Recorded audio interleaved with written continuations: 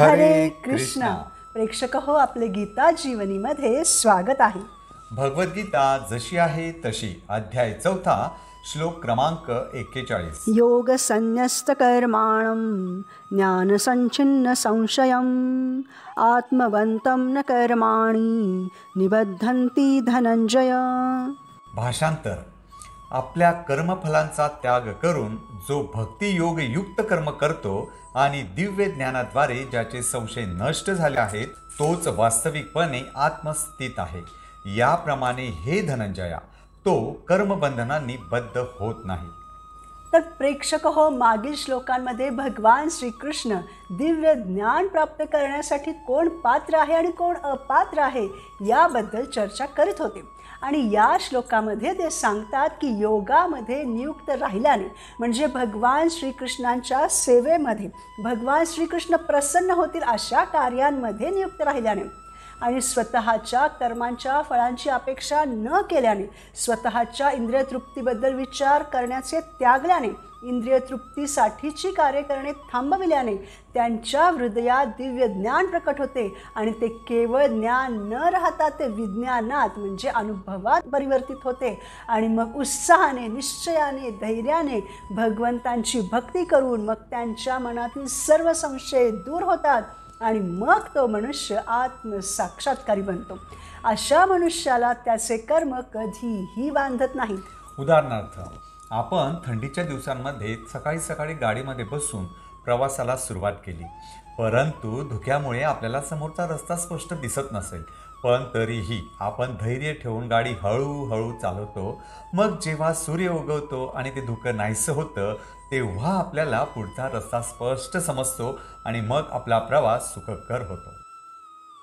म्हणजे येथे आपण आपल्या जीवनाचा प्रवास इंद्रिय तृप्तीरूपी धुक्याने भरलेल्या रस्त्याने करीत असताना दिव्य ज्ञानरूपी सूर्य उगवल्यावर स्वतःच्या कर्मांची फळे भोगण्याची इच्छारूपी धुके नाहीसे होते आणि मग आपल्याला आत्मसाक्षात्काराचा रस्ता स्पष्ट दिसतो. आणि मग आपण उत्साहाने, निश्चयाने, धैर्याने भगवंतांची भक्ती करीत राहिल्याने आत्मसाक्षात्कारी बनतो.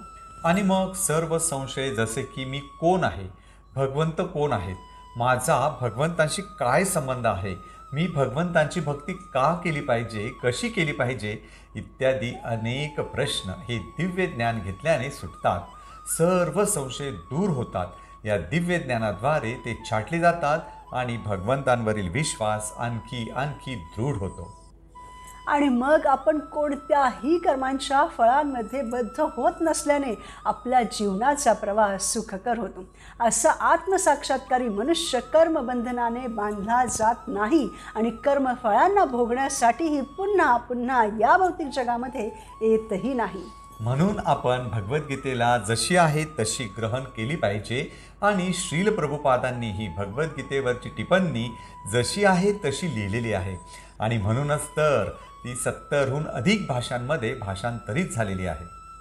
तसेच पूर्ण जगामध्ये सर्वात जास्त वितरित होणारा ग्रंथही हाच आहे, भगवद्गीता जशी आहे तशी. हिच्या वाचनाने खूप सारे लोक भक्त झालेले आहेत आणि होतही आहेत. म्हणून आपण भगवद्गीतेचं हे ज्ञान जसं आहे तसं स्वीकारून आपल्या आयुष्यामध्ये ते आचरलं पाहिजे. आणि त्यावर काही प्रश्न असतील, संशय असेल तर ते आपल्या प्रामाणिक गुरूंना विचारले पाहिजे. उदाहरणार्थ, जेव्हा मंदिरांमध्ये भागवत कथा होते त्यानंतर जे कोणी वक्ते असतात ते श्रोत्यांना विचारतात, तुम्हाला काही प्रश्न आहे का, काही बोलायचं आहे का, तुम्ही बोलू शकता. तेव्हा त्या कथेशी संबंधित आपल्या मनामध्ये काही प्रश्न असतील, काही संशय असतील तर ते आपण लगेच विचारले पाहिजेत. त्याने आपले संशयही दूर होतात आणि भगवंतांवरील भक्ती आणखी दृढ होते. कारण हे दिव्य ज्ञान आपल्या सर्व संशयांचा विनाश करण्यास सक्षम आहे. प्रेक्षक हो, योग म्हणजे जोडणे. जेव्हा आपण दिव्य ज्ञान घेतल्यानंतर भगवंतांशी जोडण्याचा अनुभव घेतो, तेव्हा आपली सर्व कर्मबंधनेही जळून भस्मसात होतात आणि मग आपण या संसारात राहूनही कमळाप्रमाणे या संसाररूपी चिखलापासून अलिप्त राहू शकतो. आपले सर्व संशय दूर झाल्याने मग आपल्याला कृष्ण प्रेमाची प्राप्ती होते. अशा प्रकारे ज्याला हे दिव्य ज्ञान मिळालेलं आहे तो कधीही कर्मबंधनांमध्ये अडकत नाही. ज्याचा संशय दूर झालेला आहे अशा मनुष्याला समजतं की मी कोण आहे, तर मी एक आत्मा आहे जो भगवंतांचा अंश आहे. आणि माझा भगवंतांशी काय संबंध आहे, तर भगवंत स्वामी आहेत, नित्य शाश्वत स्वामी आहेत आणि मी त्यांचा नित्य शाश्वत दास आहे. आणि मग असा मनुष्य आत्म्याच्या स्तरावर कार्य करू लागतो, शाश्वत आनंद प्राप्त होतो. म्हणून प्रेक्षक हो, जीवनात आनंदी राहण्यासाठी आपण दिव्य ज्ञानाद्वारे सर्व संशय नष्ट करून आत्म्याच्या स्तरावर कार्य केली पाहिजेत आणि भगवंतांना संतुष्ट करून जीवनाचे परमध्येय म्हणजेच कृष्ण प्रेम प्राप्त केले पाहिजे. पुढील भागात आपण भगवद्गीतेच्या 4थ्या अध्यायातील पुढील श्लोकावर मनन करू. आपल्या कर्मफलांचा त्याग करून भक्ती योग युक्त कर्मे करूयात आणि आत्मसाक्षात्कारी होऊयात. धन्यवाद. हरे कृष्ण.